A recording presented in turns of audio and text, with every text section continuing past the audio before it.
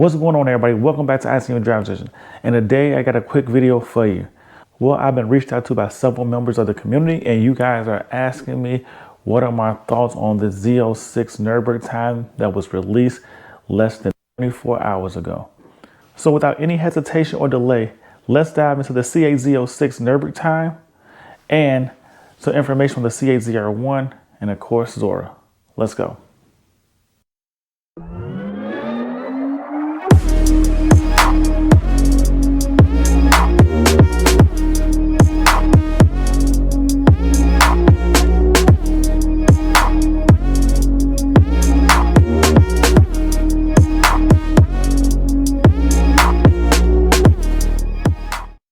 For those of you that are new to the channel, my name is Sho, and this is ICNV Driversedition.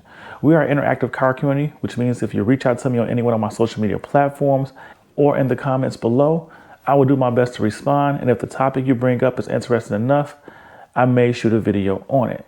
And just like that, from this community brings up this topic, which I'm probably going to touch bases on anyway, but many of you reached out to me asking me, hey, what are my thoughts on the C8 Z06 Nurburgring Times? And I want to tell you this right here. It's kind of, well, let's take a step back.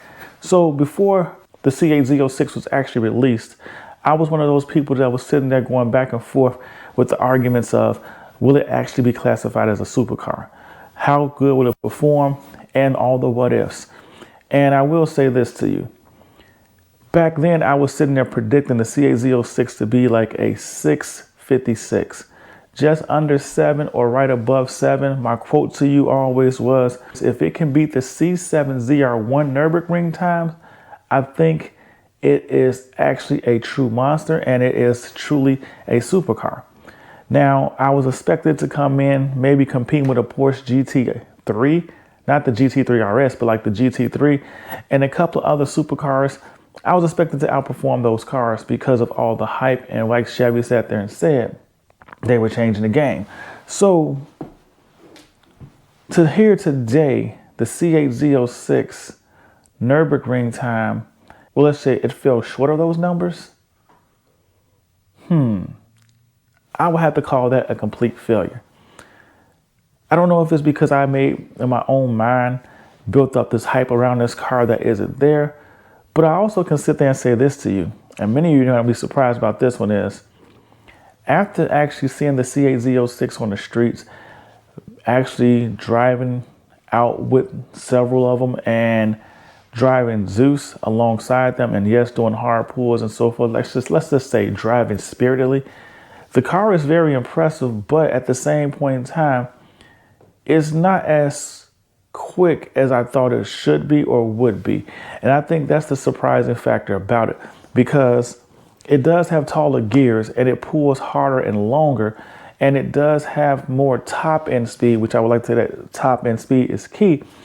But I also feel like it was lacking. And I said that before, which leads me to a whole nother topic and conversation, but we can go into that a little bit later. Or let's just say this, hold that thought, I'll address that later.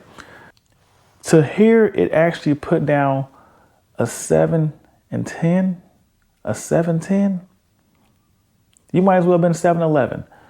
And I know you're gonna laugh at that, but you might as well have been 711, meaning that that is not impressive at all, especially for a car overhyped. I kind of feel like several people mentioned to me, I don't think they should have released the time at all, just left people in awe, but they did, and I'm sure they did it for a reason. And many people don't understand that, or they sit there and say, well, what is the reason behind it? They want you to know how much better the C8 ZR1 actually is and where Zora is actually going to place. So with all that sat there and said, the C8 Z06 Nurburgring Times isn't that impressive if you ask me, but you tell me in the comments below, what are your thoughts on it? Because honestly, and let's be real about this, we're talking about times that's not really going to deter too much vehicle purchasing of this car. Most people aren't going to track it that actually own it, although it is a pure track weapon. And these numbers are nothing more than conversational pieces for the owners of the cars as they sit at the Cars and Coffee and argue about why their Corvette is better than, let's say, some Ferraris, Lambos, and things of that nature, knowing that they're never going to buy one or even drive one. That's the truth of the matter. It's a conversational piece because the numbers that are produced at the Nurburgring aren't really validated in anything else that we do in America on these streets, on American tracks. So let's just be real. It's not really that important, but it is a huge factor for the true car enthusiast. Let's take a quick break and do me a favor. Go ahead and hit that like button, subscribe to the channel. Help me reach my goal of 25 before 25, which is 2,500 subscribers before the year 2025. We're chasing the movement. Be part of it. Join the channel, especially if you like the content you've seen so far. We have more stuff like this coming your way, and you too can help guide the focus of the content that comes your way. So subscribe to the channel, hit that like button. Now, the other thing I want to cover real quick is that looking out to my man, Rick Conti, and Rick Conti is like a huge part of the Corvette community. I won't say the Corvette guru, but he is definitely a reliable source when it comes to Corvette information. So we all tune in just to hear his thoughts, conversations, and some of the maintenance tips we get from him and Chuck. And with that said, Rick Conti came out with some information on the exact same day, or at least when I heard the information about the Nurburgring Times, is that the C8 ZR1 order confirmation has been kind of revealed. And they're saying that right now you can expect to be able to order a C8 ZR1 in February. Now, that's a little surprising to me because my prediction was you'll probably be able to order one, I would say, late March, early April. That was just my expectations. I was expecting them to put somewhere between, I would just say no more than 3,000 C8 ZR1s on the street for the 2025 model year. And then maybe another 5,000 to 7,000 the following year to get the number. I think somewhere around 10,000. I don't think we're going to see 10,000 C8 ZR1s built, but that's just what I'm thinking. That probably is going to be the maximum number. So I was expecting the car to actually be able to be ordered sometime late, or should I say early April, late March of 2025. Right now, according to Rick Conti, they are saying you should be able to order a C8 ZR1 as early as February. But that also concerns me because we still know today they are still having restraints on these cars, which is like carbon fiber and things of that nature, which in my opinion, at some point, they probably should have slowed down production so the constraints aren't always there, because we have a ton of C8s on the market right now. And most of them, let's be real, were built under constraints. So they may not even be the full model or version of the car that the person actually wanted to purchase. And I think that plays a factor into why there are so many of them on the streets as well. But that's another topic for another video. Now, going back to what I sat there and said before about the C8 Z06 not being impressive, or what I thought it was, I've been out and come across a couple people that actually own C8 Z06s, and I've even taken part in short cruises to different locations or come across them heading to a Cars and Coffee. It is a definite huge upgrade from a base C8. Let's be real. But at the same point in time, I play with C7 Z06s all the time.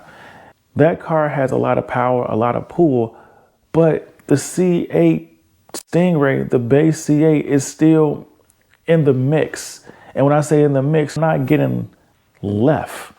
And with the C8 Z06, I feel like the driving experience is different, but it's no more impressive in my own eyes as far as the performance is than the C7 Z06, except this time you just have a different way of getting to that power, and it has a unique sound. And I think for most people, they are buying into the sound of the car and the look of the car, and they're chasing this Ferrari S appeal. With all that said, that leads me into my conversation piece about Zora. I know I've been promising you guys to release this video for so long. It's just the editing of it. I've been taking too much time on it, and I've been cleaning some things up. But let's just drop the Easter egg now. Based off the information I was told back in 2021, Zora to me is going to either be a combination of the C8 Z06 engine and a hybrid platform. Now, I released a video earlier talking about Zoras in your face, and many of you may have seen it, some of you may have not. So I'll put the link in the conversation below, or in the comments below. But I really believe if you actually think about this, because a lot of people say they're going to put electric motors with the C8 ZR1, and that's going to be Zora, and it's going to be pushing out 1,1400 horsepower. I don't completely agree, and I'll tell you why. If you listen to any of the information about the C8 ZR1, the biggest component about all that information was the C8 ZR1 has so much torque in low gears that they have to put a torque limiter on it just so it can get planted on the ground. Most electric motor systems' biggest advantage is in the low gears. Adding that to the C8 ZR1 almost doesn't make sense, because I can't really see any true benefit to putting electric motors on the C8 ZR1. There is so much power input coming out of this car that I think it will overwhelm the electric motors. It would just be a gimmick, in my opinion. That's why when you see other manufacturers, when they like the SF90 from Ferrari and McLaren and so forth, they went to smaller engines. And I say smaller engines, they went to smaller engines where the hybrid platform can be at its best. With that being said, I believe the C8 Zora is going to be the electric motors added to the C8 Z06 motor. It just makes sense. If you look at it, this version of the car still has areas where it actually lags in performance, although people think it doesn't. And I will explain that to you simply by sitting there saying, GM's excuse for the Nurburgring time being so bad is the car couldn't get to optimum speeds in fifth gear because it's so tall and long. There you go. Another aspect where electric motor could come in and help eliminate that process. And the last thing I'm gonna say about this before I make you watch my Zora video is I believe the C8 Zora is going to use some form of technology that is utilized on the Cadillac Le Mans car. I've said this before and I'm going to say it again. The electric motors are going to come in, help with the acceleration, and it's going to help make some of this gear smaller with electric boost with the actual engine. Go learn the information on the Cadillac Le Mans car. There's actually videos out there talking about it. And I think this is going to be the technology that makes the C8 Zora a hypercar.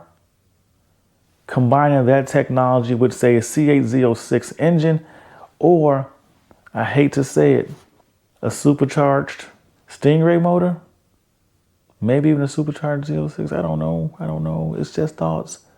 But I will say this to you. Whatever the car is, it's been in your face for quite some time. You just haven't noticed it.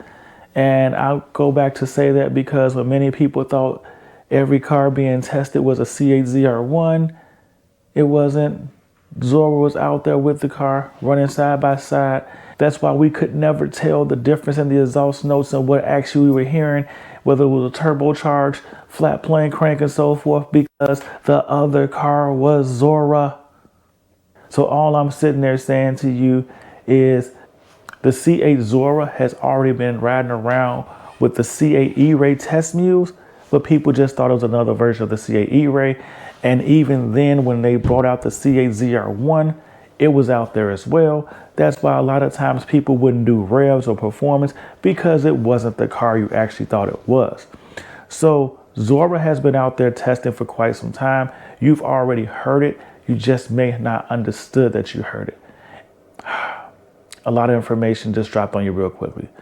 But like I said, this is a quick video. I got to get out of here. ICNV Driversedition. Go ahead, hit that like button. Subscribe to the channel. Join the ICNV Driversedition community. We are an interactive community, which means if you hit me up in one of my social media platforms or in the comments below, I will do my best to respond. And if the topic you bring up is interesting enough, I will shoot a video on it.